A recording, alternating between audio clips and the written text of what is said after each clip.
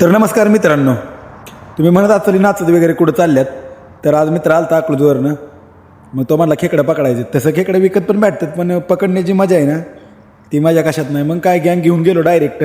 सुरुवातीला आतमध्ये वाड्यात उतरलो. आमच्या गावात वाडा आहे जुना आहे खोडूसमध्ये. मग काय पहिला सापडला चालू झालं.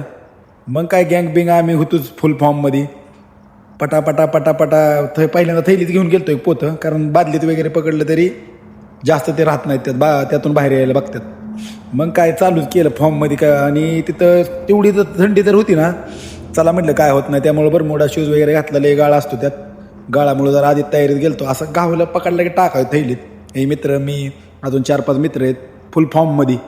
मग काय धरला की टाकला ही स्कीम चालूच होती आमची. मग काय त्यात टिंगल्या बिंगल्या चालू होत्या. मित्र त्यांना सांगितलेलं तुम्ही फक्त थैल्या मागं धरा, आम्ही 2-3 जण पकडायला होतो.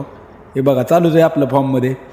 त्याला काय शिकार वगैरे करायला काय असतंय त्याला. मग तिथनं जरा काय ठिकाणी कसं होतं, वाड्यात गाळ वगैरे लय असतो, झाडं वगैरे पडलेले असतात, तिथनं रोड येत नाही, जायला येत नाही तिथून.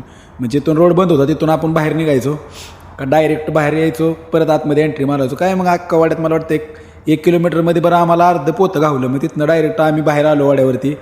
सगळ्यांचं ते टोपले वगैरे काढले, साफ केले, खाली पाण्यात धुतले.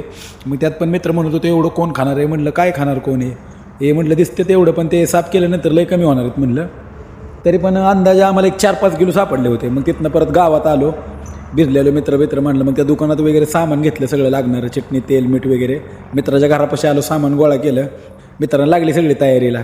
मग काय भांडी वगैरे सगळ्यांनी घरने घेऊन आलो. मसाला वगैरे काय दुकानातून आणलेला सगळा, कुणाच्या घरी कशाला जायला. मग चूल वगैरे पेटवली, फॉर्ममध्ये सगळं केलं पटापटा. मग चूल सगळं रेडी झालं, जेवण केलं. तर भेटूया नेक्स्ट ब्लॉगमध्ये. बाय मित्रांनो.